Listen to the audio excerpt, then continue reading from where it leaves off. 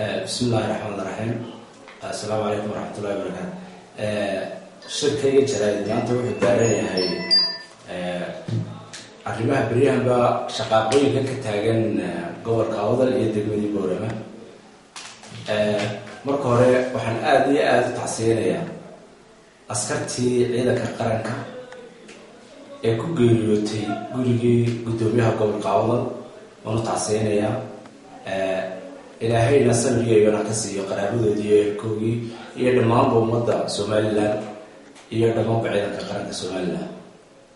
taadan inta ku dhafo waxa kale u tacseenaya dhalinyaradii qaarna ay ku dhaawacmeen qaarna ay ku dhinteen garoonka kubadda cagta iyagana waan u tacseenaya inankii yaraa dhalinyarada ay ku dhintay intii ku dhaawacantayna hadday ciidan tahay hadday dhalinyaro tahayba ilaahay si degdeg ah u caafiyo.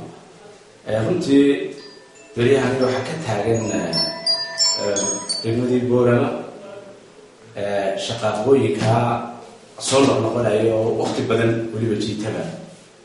runtii waxay ku fiican tahay dhibaatadu hortag beleeda ka daba tagmayna haddii ay dhacday waxaan aad iyo aad ugu baaqayaa xukuumadda Soomaaliland inay si qaabka hadda ay wax u wado qaab ka duwan ay wajahaan.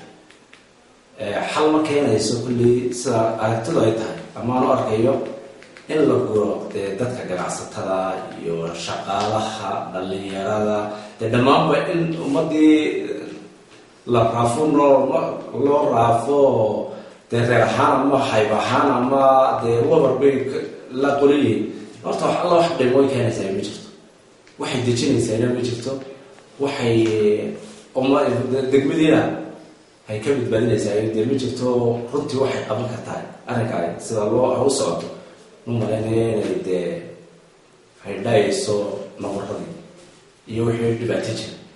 Ana waxaan ku tali lahaa gudoomiyaha gobolka Awdal iyo madaxda saraaba iyo wasaaradaha ku shaqada leh hawsha inay qaab ka duwan u wajahaan dadkan la xidhayna.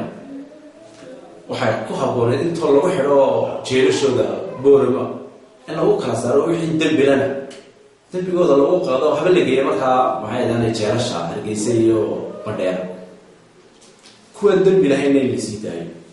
imika waxa lagu baaqaya oo kula talinaya runtii in dadka aan xabsiga la geeyo xabsiga lagu iloobin sida ugu dhaqsiya badanto loo kala saaro dadkii ganacsatada wax laga yaabaa dad aan shaqaba ku lahayn waxaan ayaa ku jira oo dambiilaya lama oran karo dadkan. haddii la yidhahdo reerka gebigiisa hala raafana dee lama raafi karo ummadda oo qumiyadda. marka waxaan ku talin lahaa bal in arrinkaas sida loo maamulayo si ka duwan hadda loo maamulo gobolkani. runtii wabar sundaawo waxaan odhan lahaa gobolkani waa gobolka kale haddee ka badbaaday dagaaladii sukeeyey. adiguna dadkaaga u turo oo ka daa xabadi xal maahine miiskii wada hadalka kusoo noqo. Somalilandna waxaa looga bartay isku tanaasul isku dulqaadasho. waxay halkaa kusoo gaadhayna waa wada tashiga. Somaliland lafteedana waxaa leeyahay bal taladii wada hadalka dib ha loogu noqdo. weliba salaadiinta iyo dhaqanka gobolka Awdalna waxaan kula talinaya inayna sidaa gacmaha uga laaban arrimahan dhacaya degmada Boorama iyo gobolkii Awdal ka socda qaalintii ay ku lahaayeen inay ka galaan oo sida ugu dhaqsiyaha badan leh xaaladda maanta taagan uga hadlaan oo u farageliyaan oo ay u dhex galaan xukuumadda iyo shacabka iyaga matala iyaga maxay u dhexeeyeen oo dhaqankii arrinkay dhaqanka ku soo celiyaan baan iyagana ugu baaqi lahaa. aad iyo aad baan waxaan ugu baaqayaa xukuumadda inay dulqaad badan muujiso. waa ka xunahay waxa dhacay ma taageersanin mana ogolin inuu burburo iyo dhibaato ay timaado.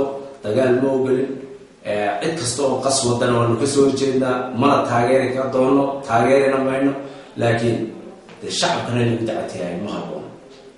waxaan ka hadlayaa in shacabka loo dulqaato dulqaadkii awal baa u dulqaadi jirtay xukuumadda u dulqaadatay.